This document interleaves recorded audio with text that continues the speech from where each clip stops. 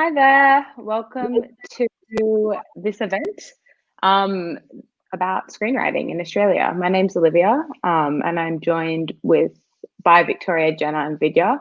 And I just want to start today with a quick acknowledgement of land to the Gadigal people of the Eora Nation, whose land I broadcast and write from, and acknowledge them as the original storytellers on this land, their land that was never ceded. So I think we'll start today by everyone introing themselves and a bit of a background about how they got into screenwriting and the screen industry. Maybe Vic wanted to start us off. Yeah, hi guys. Joining you from Gadigal land. I am a sketch writer and a comedian, and I write for TV with Jenna, who is, I think, below me in this grid. Hello. I started off writing, doing stage stuff and predominantly sketch, and I'm sure Jenna will have a very similar story. And then we started writing our sketch videos for the online space, and then from there, because we were quite vocal about our work and we kind of promoted it and got a lot of comedians and the likes to come see our shows, we were soon contacted by some of the writers on SBS The Feed, and they reached out being like, would you want to trial writing sketch and political satire for our show on SBS? And we were like, I think we actually said no at the beginning. Jen, do you remember that?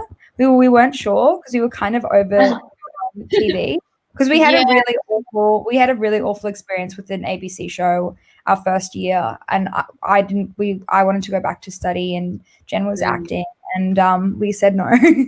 And then 2.5 years later, we're still going, and we love it. Imagine in an alternate universe, we derail our wonderful career. But that's my beginning, and that's kind of my background where I am now. Yeah, took a dark turn, but yeah. Sorry, I started dark.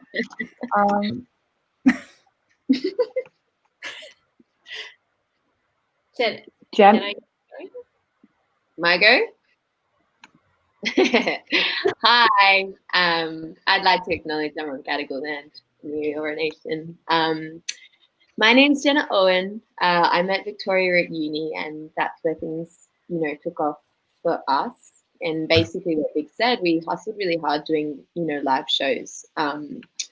And with the confidence that I can't even imagine now, inviting a lot of people that were established comedians to come to those shows, which honestly is shocking to me when I remember that we did that, because that sounds like a nightmare to me now. But we did do that, and it actually paid off. It really did. Getting seen by some of the people that ended up coming to our shows was amazing. We started kind of collaborating with some of those people, or at least having their kind of respect or being in their kind of peripheral vision.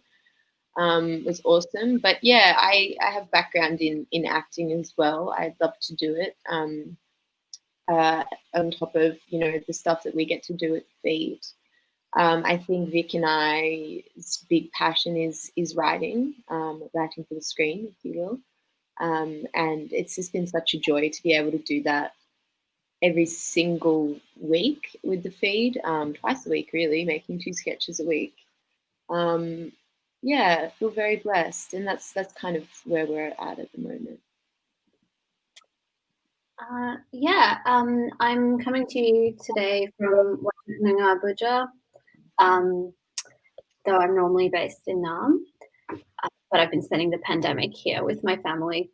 So I think I've got a similar story, but I feel like with the added impediment, maybe not anymore, but it was like a few years ago, of coming from Perth, where there aren't that many parkways usually to screen. So I started, it's definitely changing. But when I was in uni a little while ago, it wasn't really a priority here. So I started in performance and theatre and sketch and improv, of course, here as well. And then it was just sort of writing things for myself and my friends. I started doing theatre a bit more seriously, and was touring a couple of shows, and then those started to get a little bit of notice when I moved to Melbourne, which is like moving on, I suppose. And then I think I wish I was this savvy. I didn't really invite people to see things at the time because I was pretty new to the city as well. But luckily, I think a couple of people who ran brainstorms or workshops saw a couple of things I was in, and it was just, it was kind of ad hoc. Like they just invited me to do stuff with them. So feels a bit wild in that way. But I think if that sounds like luck, I think the good thing is now there's a lot more pathways, so you don't have to rely on that luck as much, I think. Yeah. And for me, I did kind of a film degree, but kind of also not. It was like not as specific as being at a film school, but the major was in production. And I was volunteering on an unpaid like student kind of project. It was actually for the ABC Fresh Blood, I think is what it was called. And I met a guy on set by total chance. He wasn't meant to be there that day and I wasn't. We just got chatting and he worked for a production company I really admired, and I kind of just made him give me his email and then kind of emailed him once every 2 weeks for a couple of weeks. And then I managed to get some freelance work with them and then got offered a full-time job, which was just as a PA. So nothing really sexy or glamorous, but through that, the company I worked for transitioned from from commercial into narrative. So I actually kind of got in at a good point and managed to weasel my way into about 8 writers' rooms, which was really great to like cut my teeth on seeing how TV shows in particular were structured and formatted in a collaborative way, because I kind of always thought writing was a lonely, solitary pursuit, but it's definitely not. I mean, Vic and Jenna work together. I'm a big fan of their work on the feed. And so, then I quit my job, and since then I've been doing some freelance bits and pieces and lots of writers' rooms as a note taker, which is like really amazing to be with mostly female writing teams and kind of every now and then getting to put in my opinion, which is great. I think we've got a question here from someone. Do you think that asking established writers or comedians should be as big deal as Jenna's experience? Is the onus a bit more on developed artists and writers to go in search of emerging artists and new works? Like, why don't they show up to more things? And is it anyone's opinion that this relationship should change? I'll digress with an answer for that. I think it's both. I think for a lot of people, a lot of producers, like it is their job to seek out new talent. I think that a lot of things, because we have, the internet, it's very easy to put your stuff out online, especially for TV writing, and it's very easy, and it's not competition, but you're working with a lot of people who are doing that. Like Superwog had their show picked up by Princess Pictures. They were YouTubing pages. There's a lot of people who are just going out there making their own stuff. So I think it's a mix. Like I know a lot of producers whose job it is to see things, to go out there to source stuff, but you also got to make it easy for them. Like you got to really let them know when things are happening, because so many people are messaging and emailing and being like, this is a thing that's happening. So I think that I think that there are a lot of people a lot of producers who do that. And as a creator, you can just really focus on what you can control, which is getting the word out there and doing what you do. Yeah, I think we kind of talked about this. We did a workshop yesterday, and we said that, one of the producers that we've worked with said to us recently, like, I just feel like I'm getting these people emailing me, and then I go on their page and there's just nothing that proves that they perform or write. And I think, definitely be reaching out to people, but not to, toot on Vic and I's kind of method, because I think it was just kind of crazy. We didn't really have any kind of networking skill, and definitely don't now. But it was like, we've got a proof of concept, and come along and see what we can do. I do think, it's back when we were making videos for Junkie, the iPhone kind of stuff was less of a thing. Like now it feels like with TikTok and, even the rise of these like impersonation videos by Jordan over in the States. These things are going like viral, and you don't need the hookups, so to speak, with gear and, this DOP and this shooter and this editor. So I think, yeah, the onus is definitely, if you're a producer, you definitely should be seeing upcoming works. Like that's a no-brainer. That's part of the job description.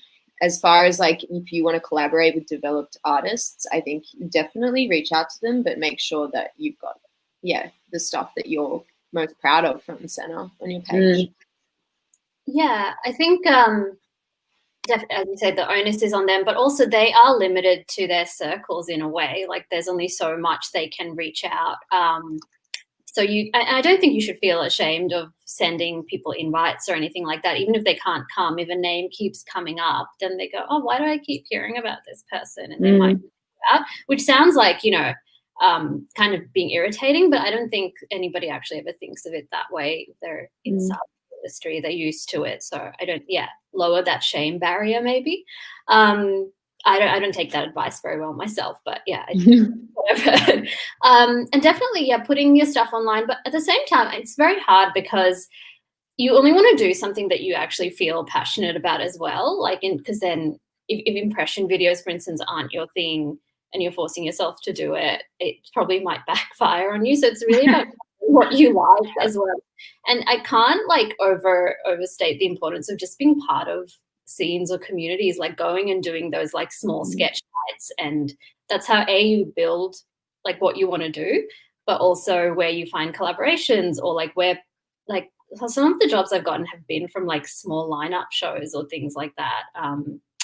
So it's kind of like you never know where it's going to happen, and if you follow what you like doing, it'll probably happen, maybe. Yeah, totally. I think the reaching out thing, I mean, I totally agree with the Will who asked the question, that producers and stuff should definitely have like their finger on the pulse and listening out to young names who are new and not just like someone's older brother or like that nepotism that seems to go around. But I think also I've recently reached out to a writer who I've always admired and met in passing and just thought she would completely ignore me.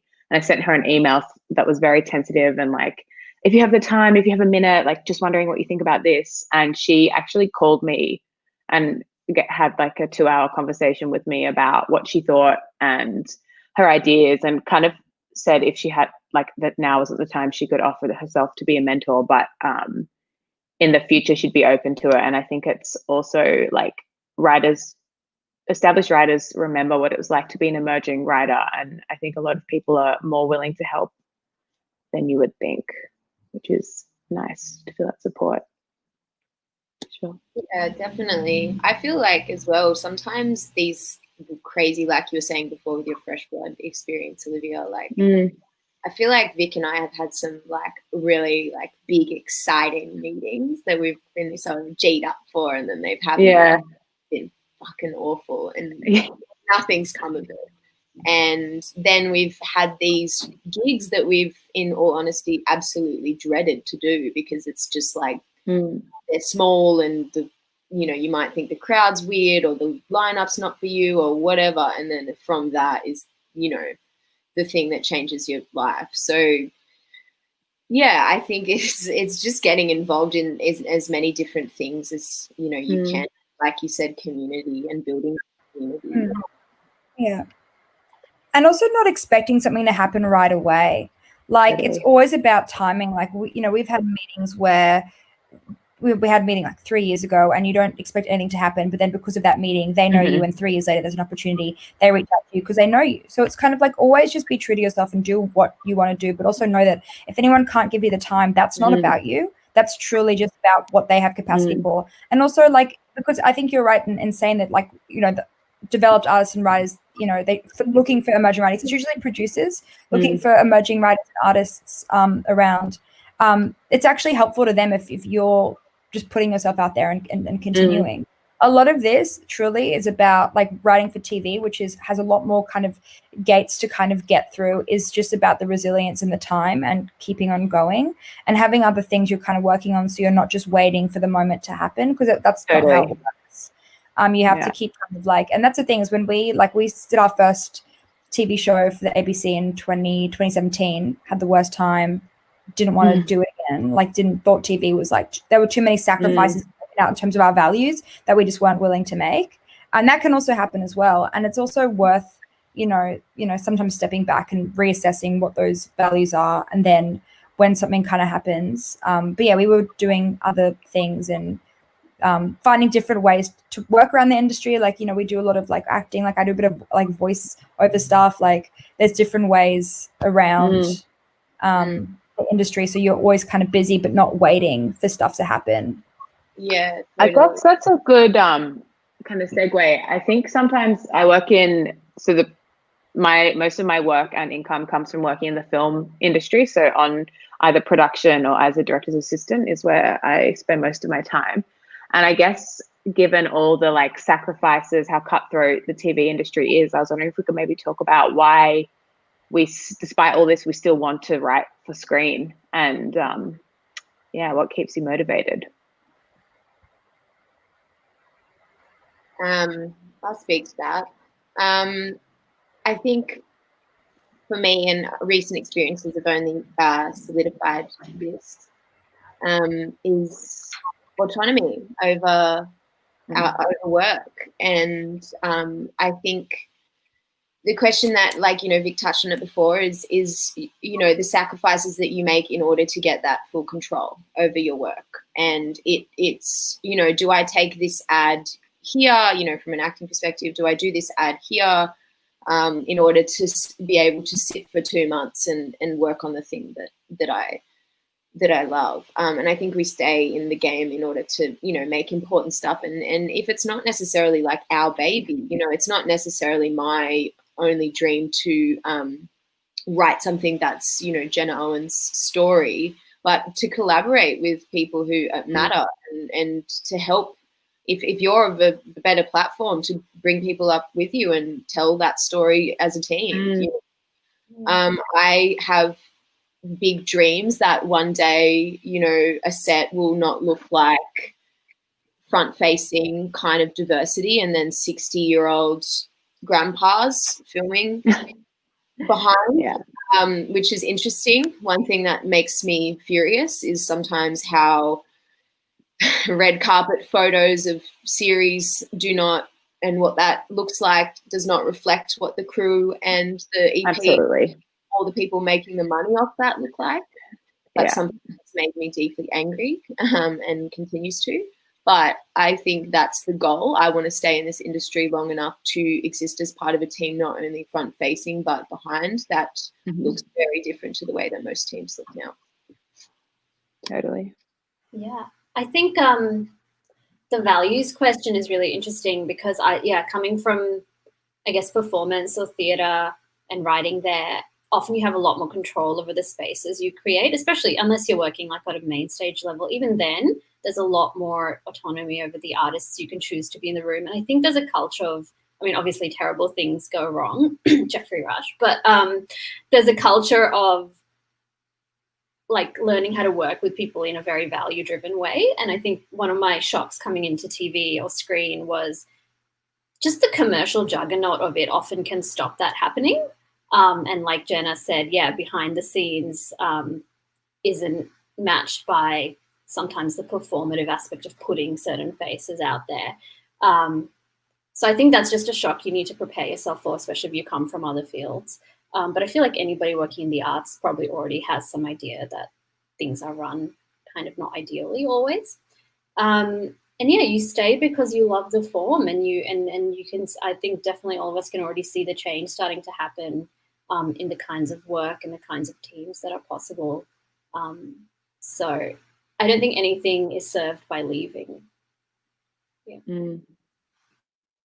Yeah, and I think the other thing with a lot of the stuff that we do, obviously we write for like a TV show, but our beginning was a lot of it writing for the web, where we do love screen, we love the interactivity of performing and what the screen allows you to do with editing. Like we love the language of filmmaking because it does combine so many of our loves together. And but I think that's where you have a lot of autonomy moving into like other kind of spaces. Like even I've had, most of the kind of cool rooms have been like on web series stuff and stuff where Screen Australia gives you generate funding to develop an idea for like the screen. The big juggernaut kind of world, I still am a bit like skeptical of. Like, I don't really see myself going down that kind of path, because I think there are, and like, I know Jen's also had a lot of experiences with big networks that really do take your take a lot of the autonomy and make a lot of decisions on your behalf. And I think, we're always a big fan of going small scale and doing the work now, and then building up to that point of having more kind of control, and not getting involved in stuff that is, because TV is, but the reason you stay in it is because the language of it's really great. Like, I grew up watching TV. I love television. I love the humor. Like, you think of the things that mean something to you, it's usually because you felt connected to and watching something on TV, and you want to replicate that. So it's addictive as well, because the best thing about writers' rooms is the collaboration, and it's not a solo thing. Like, you're really having to convince a lot of people, and that's the main thing with a lot of TV, is a lot of pitching that has to happen straight away, and you have to convince people that something's going to work for them to give you money, because there's a lot of money on the table. So there's a lot of people you have to convince, and there's a lot of compromises you have to make. And a lot of the time, for you to get the money, a lot of the sacrifices can ruin the artistic integrity. I've spoken a lot, but we might circle back to this one thing. I'll talk about the dream room in a bit. I'll come back to that myself. But go off. Yeah, I think that sums up everything I was going to say anyway. So we can talk about the dream room if you want to get into that now. Jen, do you want to kick it off? Because I'm just hearing my own voice. Don't love it. I love it. Yes. Oh God. Yes. We hadn't. Well, he's not around anymore. But we worked with a producer once. I mean, he's less important. The more the idea that he gave us was actually quite useful. Yeah. No, I'm saying, you find the needle in the haystack. No. Yeah, I don't know. I don't think that's the right phrase. I was going to say you can polish a turd sometimes, or you can, diamond in the rough. But anyway, this idea was a great thing that came out of a not amazing experience. And it was this very funny producer that kind of told us that when you're coming up with ideas, you start in the dream room. Yeah, Vic? You start in the dream room. So you go, what the fuck is my dream, and what do I want to make, and what is important? And you can do this on a big scale or a small scale, like, what's my dream web series? What's my absolute dream manifestation of my life? And then you got to go, after you totally flesh that out, you got to go into the reality room, and you look at what you have, what you can do, what the networks are, who's making stuff, what's, or what's important. Does anyone care? What's the market? Blah, blah, blah. And then after you get out of the reality room, you go into the sweat room and you do the hard yards. And I think something, for example, this in action, I was just thinking about this before, Vic, is, when we were quite green and we got like our first kind of viral video, obviously we just, our ego just exploded, and we were like, we can do anything. We're going to write a series, and it's going to be drama. It's got nothing to do with comedy. And she laughs, but yeah. I really do believe that we could do it. Oh my God, the ego on these girls. But that was a good kind of moment, because, we had a few people say to us, kind of rudely, which we kind of deserved, what makes you think you can do this? And we were kind of like, true, we make one viral sketch and we think we can write hard-hitting drama. So I think sometimes that happens a lot with people. I think people are like, oh, I did this funny little podcast and now I want to make sketch. I mean, I find stand-ups do it a lot. I'm a stand-up, so now I'm going to make it a sketch. Very different forms. It often annoys me because, for example, I know I'm not particularly good at stand-up. I'm just not. It's a different form. It's totally different structures. I think some people can do both. I don't find I can. Vic's a good stand-up, a lot better. But maybe more musical stand-up, but I struggle with that as well, actually. We'll get you to tell us a joke in a bit. You'll love that.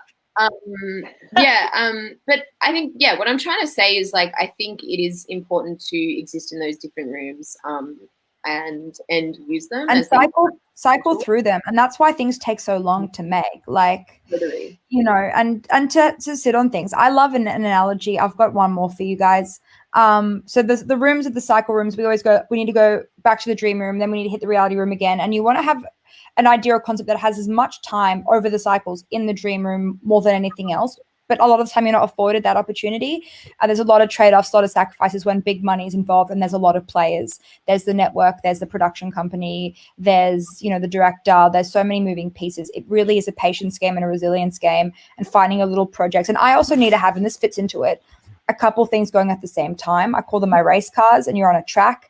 And a lot of the industry, you're just getting red lights and you can't actually move those cars. But if you want to keep moving at all, you have to, you know, jump in a new car and start that moving. And that might be a slower moving car on the track that might hit a green light, that might hit an orange light. And if you've got like 10 cars at once, you're still going to be moving forward because you're waiting for the green, orange, and red lights to pass.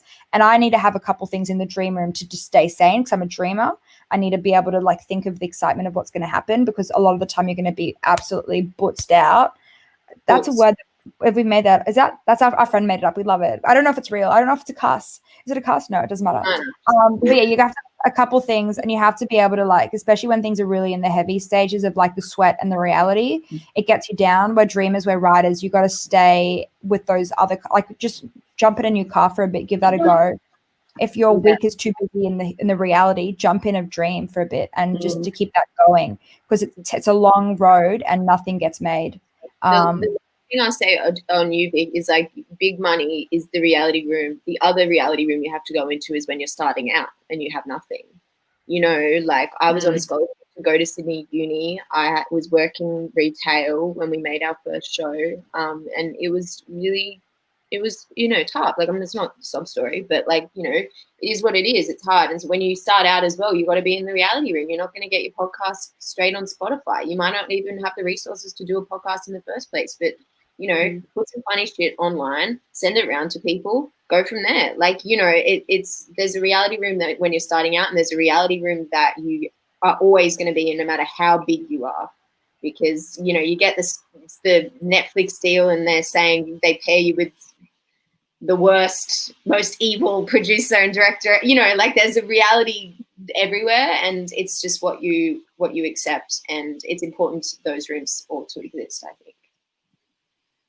Yeah, I think that's like a really good point about something that's unique to this form, like especially if you're wanting to work at that level. Maybe people who are coming from, who are novelists or other backgrounds, I'm sure there are compromises there definitely for their market, but maybe not used to the amount of other voices you might have to take on if you're working for the screen. I think that's pretty, yeah, of all the forms I can think of, it's probably the one where you have to do that the most. And if you're not really prepared to like twist into new shapes or jump into your other cars, then I think, yeah, not saying it's not for you, but like it may be harder. So I think like that's a skill to develop, is not being too precious. Like after you finish your dreaming, being like, okay, if it's going to change from a duck into a goose, that's fine. Like, you know, yeah, I'm just trying to get in on the analogies. That was good. I like the duck to the goose.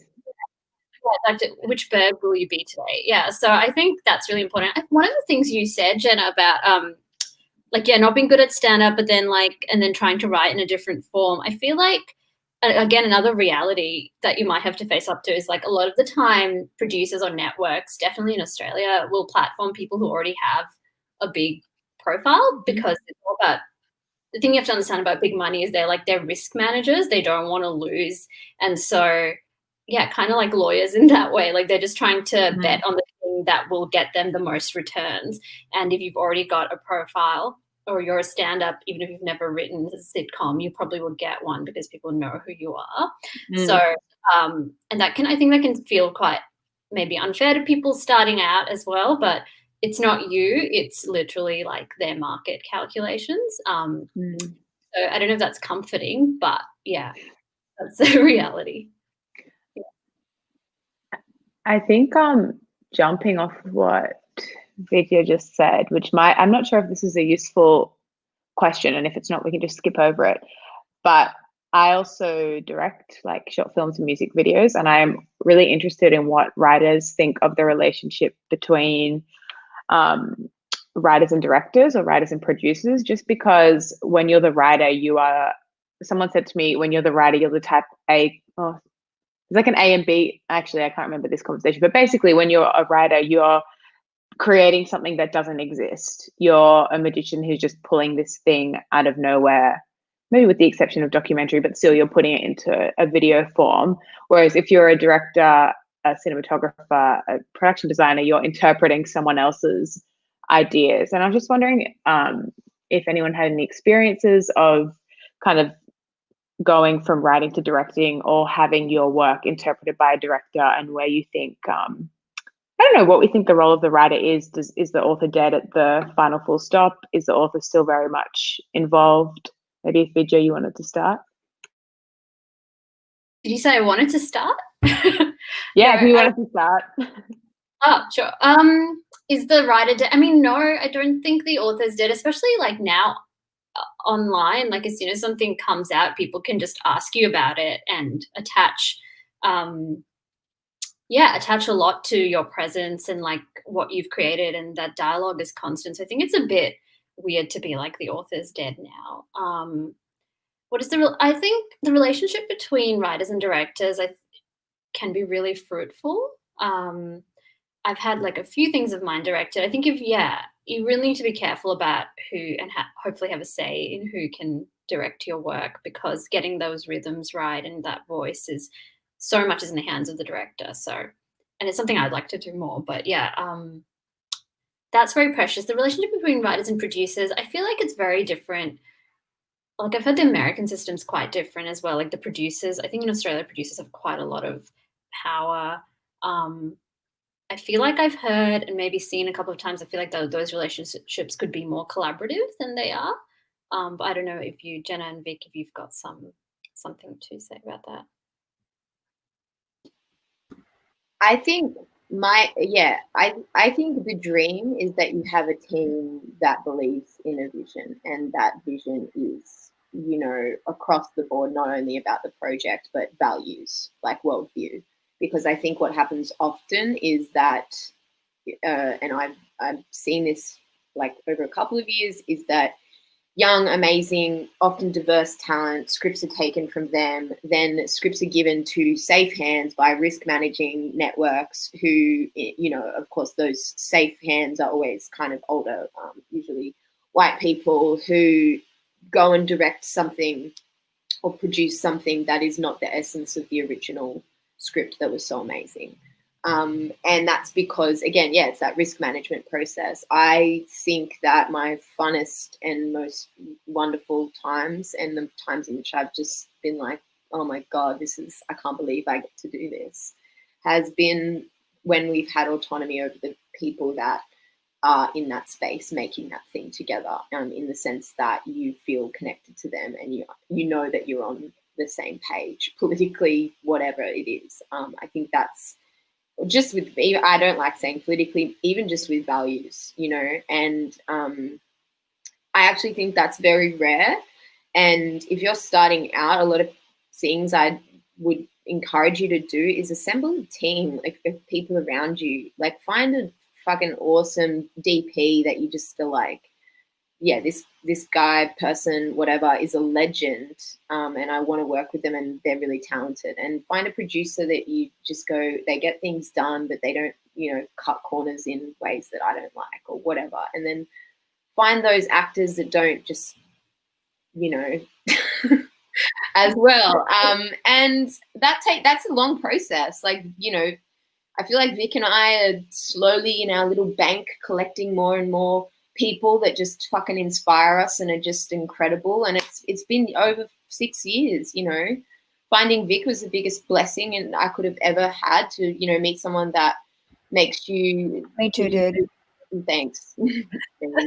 Keeps you so strong to your values and doesn't let you, give those up for anything. But, it's hard to do that when you're alone. It really is. And if you're not going to work in like such a dependent duo in the way that we work, then at least have a team that you believe in and when you feel like shit, and when you just can't get anything done, or when you just did that soul crushing gig, or whatever it is, that you go back to your team and you say, like, let's make something. Because I think those relationships are everything, and I actually think they are very, very rare. Yeah, I think that it feels like, definitely for diverse creators or writers, it can feel like, oh, finally I'm being given access to something. I shouldn't make a fuss. And I don't want to say that that's just to disregard that, because of course there are consequences. Like, this is the real world. Like, you should be able to disregard that, but you can't. But I think as soon as you can, and even before getting to those spaces, like, it's really cool you said that, Jenna and Vic. I feel like for me, relationships and the people I work with are always the most important thing. And I'm maybe a bit luckier to be in a place now where I can be like, I don't want to work on a project if people aren't being treated well, or, and those are things like, especially when you start to handle bigger teams, like your writing is going out to more people. It's so important, because there are people on set you might never meet who are working with other people, but if your producer isn't setting a good environment and isn't treating everyone with openness and respect, then they walk away from your show feeling awful. And like, that's something I would never want to be part of. So I know it's hard to stand up for those things, but developing those really good relationships and not compromising who you work with will, I think, go a long way. Yeah. I have actually quite a lot to say about the writing-directing relationship. This year was the first time I directed a short film that was actually written by someone else. And that was a very, very interesting experience. The writer's a very good friend of mine, but I think that it really is, I try to make it quite a collaborative thing, but you've got two different people with two different minds of what and how things should go. And at the end of the day, the director gets the say. Like, that is true. And for them to have their name on it, that is the choices. And we ended up like making quite a few choices. And luckily, like, my friend Sophie, who's the writer, was very like open to having them and just was excited to like have it all there. But most writers don't even get to have a real say, and things can change so much. And I think that we've always, with our writing, like, we've never had anyone external come and really try to change too much. Like, we really have never had that experience and never really been okay with that. Like, I think we have a lot of autonomy over the direction of the writing that we do in making them and being in them as well. I think that really matters to us. But also being on the other side of that as a director, knowing that, I sometimes changing words, like we're doing like graphics and captioning stuff. I make changes and suggestions and want to update things and come with ideas and hopefully to the benefit of the film. But a lot of it is, collaborative, but in the end of the day, there's two heads working towards something that's different from when you just write something that is going to be yours, and you have a lot more autonomy over. Things can change so much, even with between theater. Like, usually there's a parameters. The directors can shape in certain things.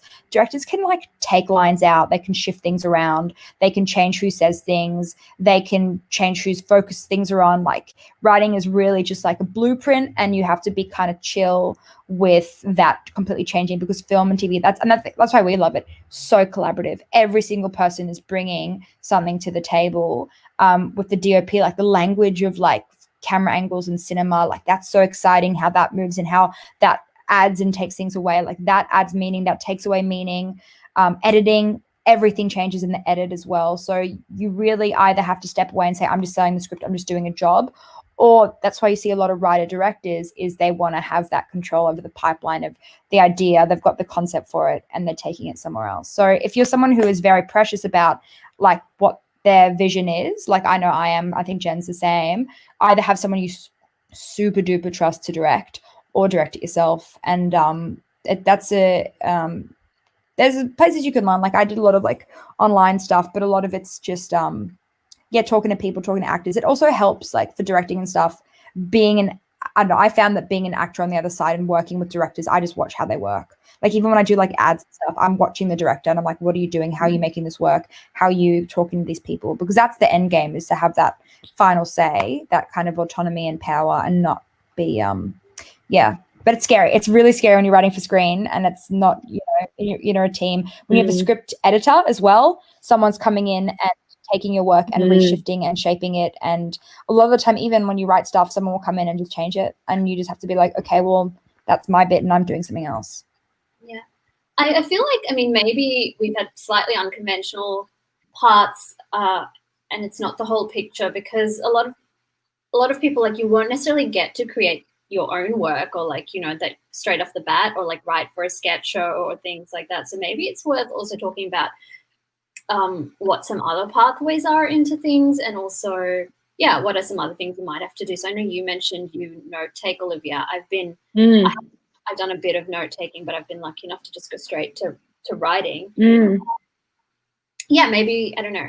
Do you want to have a chat about that? Yeah, I guess note taking is like, again, I think I'm maybe the odd one out of the three of you guys. I don't have a writing credit that is my own writing credit in like a professional context. Like I've done heaps of short films and like written for like some theatre stuff before, but I think note taking is what people ask me about a lot. And the note taking I do is all for big dramas, so like 8 to 10 or 8 to 12 part series with like a big network, budgets of like a high-end budget kind of thing. And I think the way I've managed to do it was by doing that full-time job, which wasn't my favorite. Like, I'm very grateful for that opportunity, but that role I was doing for that 9 months in that job was not at all. I wanted to be writing and directing, but I was doing like office stuff and getting coffee and, you know, all that stuff, which is great because you get to be a fly on the wall. But I think note-taking can be a good as long as you don't get stuck in it. So I've been lucky enough to work with mostly female teams, and within those teams quite like diverse, engaged, nurturing people. So they do want to support young talent. And while I'm in the room, like a tip I'd give to anyone who does get to note take is at the beginning, find the writer who's leading the room, or if the producer's in there or a script editor, whoever's leading the room, ask, hey, am I allowed to contribute? What's the boundaries? And some people will say, no, don't talk. And other people will say, yeah, please talk. And I think also being young, like I'm 24, but when I started note taking, I was like 21. Everyone in the room would be like 35 plus, and they'd turn to me and be like, okay, you can be our young person perspective. So kind of finding and making sure you're really well read. Like when you go into a writer's room, these are people whose jobs it is to be up to date with, you know, movies, TV shows, podcasts, making sure you're watching stuff, reading stuff, going to like, yeah, I could never be a stand-up comedian. That sounds like the job I could least do, but like knowing what's going on as much as you can. And like you said, you never know who you'll be standing next to in the bathroom. Like I've literally gotten a job before talking to someone, washing my hands, and she said, I love your shoes, and we've got chatting, and I've ended up in the writer's room with her. Yeah. And also, I mean, I imagine some people watching this like have a very, like, don't know where to begin even. So contacting your local, every state has like a screen body.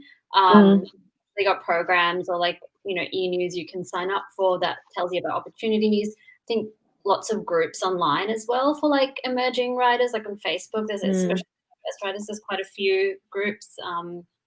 Just joining those because people often post opportunities there, or like assistant positions, or like note takers and things like that. So I think a lot of those pathways are obscure to a lot of, and they're quite ad hoc. So sometimes there's not something to latch on to. As you say, it's like bathroom stall a lot of the time. So try that. Yeah, just I think those are like probably two good starting points. And yeah. And get on, you know, Twitter and see who the producers and the head writers and stuff are of the shows that you like. I think Twitter, I'm not really on it. I'm not that funny on Twitter, but I think if that's something that you are into, like that's a very beneficial way to network with people. I just wanted to add another thing in, which is a bit off topic, but really like where to start from a creative ideas perspective. I went through a period of, you know, working a lot in the industry, but then also being quite zapped creatively with no good ideas. And I felt like, you know, no stories. I wanted to say just kind of a final wrap up that I think if you have other passions, like if you, I used to teach kids in school, I got so much out of that. And in fact, you know, our biggest sketch, kind of a lot of the language was inspired by the schools that I was teaching at. I work at a refuge only one night a week, but it has provided me with so much, like, you know, material, but also just stability and sense of self that has helped me in this industry. So I think if you can keep up something like that, or if, you know, there's something it changes the way that you see the world. When you're a writer, you should like love these experiences instead of being like, you know, and some jobs are fucking shit, but you know, you'll probably get your best stuff out of them, and trying to have that perspective on things is, I think, really helpful and has really helped me. And of course, it was hard to come to that perspective. You know, you just want to be working, you just want to be in the industry. But when you live your life, like everything is kind of like, you know, material and like inspiring, and these characters in your life who are so crazy are so valuable. I think that's a really good place to be as well. Yeah, totally. I think we're about to wrap up. So if anyone had any final thoughts, tips, wisdom, feel free to throw them out now.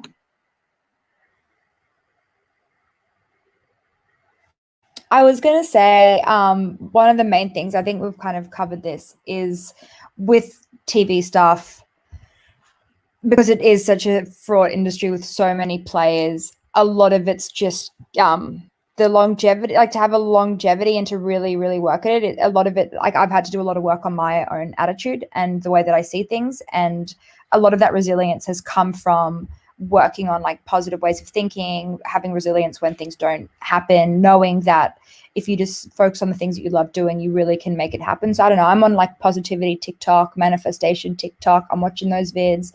I'm getting amongst that conversation of like, you know, really believing in yourself. You really like, you have to, that's what gets you, you know, keeping on going, and that you're able to weather a lot of the shit that happens, and having people that you can debrief with. And yeah, it's not great. It's, you know, slowly getting better, but still like, man, there's a lot of shit out there. So just be really work on finding that love and that light in your, oh my God, finding the love and the light in yourself. And yeah, just going to the beach and just drinking like, you know, alkali water. That's how you make it in the industry. That's what I have to say. You have to love other things about yourself though, right? Like when you go to the party, nobody wants to talk to the fucking sketch comedian that's made an amazing sketch that day. Like you have to have things that are interesting about yourself and that you love about yourself that are outside of this world, or you'll just perish. You'll perish. And you know, I think we just need to be more proud of those things. Like I've just met so many people where it's like all they want to do is the industry, and all they want to talk about is the industry. And you know, like that's fucking so boring to anyone outside of the industry. Like you're not going to meet the right people to be creatively inspired by those real people, for want of a better word. And your content is not going to be engaging unless you're actively in those worlds and communicating with those worlds too, and valuing those worlds. Like whether it's that you're like a plant mom, or like you love your dog, or like you make your ceramics, or I do ceramics, but you know, you bead, whatever. Those things are interesting and they're fucking cool, and we need to put value on those things too. And when you have value in those other areas, this is where the industry always gets a sense of when you're happy and when you're happy. It always does, and it will destroy your desperation. And when you most need things, you will never get them. But it's when you know, harness those other things and you emit that positive energy and that stability, and you get your values straight, that's when you will make your most amazing work. Yeah. You have to be like a person. I think that's the thing. You have to be a person in the world, because all of this can go away so quickly. And I think the people who have career longevity are like constantly evolving and finding things in themselves as people, rather than having sort of siphoned themselves into like a point or a brand, because that only can last a few years. So if that's all you've got, yeah, I don't know. I watched this documentary about this octopus yesterday that like lives at the bottom of the sea and can change colors and keeps moving, and I was like, this is who we need to be. So that, yeah, and it's only responsible to itself, and becoming the best octopus it can be. So yeah, just do that. Yeah, cool. I think that's a great note to leave on. I really enjoyed chatting to Vic, Jenna, and Vidya, and we hope you guys got something out of this chat. I'm sure everyone's websites and stuff are on the National Young Writers Festival website if anyone's interested in seeing work or getting in touch. But I think that's everything, unless anyone had No, we're good. Okay, signing off then. Thanks. Bye. Bye.